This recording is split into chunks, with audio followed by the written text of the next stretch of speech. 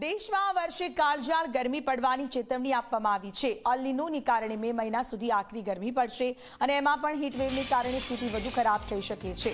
એક તરફ હિમાચલ પ્રદેશ તેમજ જમ્મુ કાશ્મીરમાં ભારે હિમવર્ષાથી જનજીવન ઠપ થયું છે। પ્રવાસીઓ ફસાયા છે। 650 કરતાં વધુ રસ્તાઓ બંધ થઈ ગયા છે। ત્યારે આગામી દિવસોમાં આ સ્થિતિમાં મોટો ફેરફાર આવી શકે છે। માર્ચથી મે મહિનામાં આકરી ગરમી, લૂ અને હીટવેવની આગાહી કરવામાં આવી છે। ઉનાળામાં તાપમાનનો પારો 40 ડિગ્રીથી વધુ રહે તેવી શક્યતા રહેલી છે।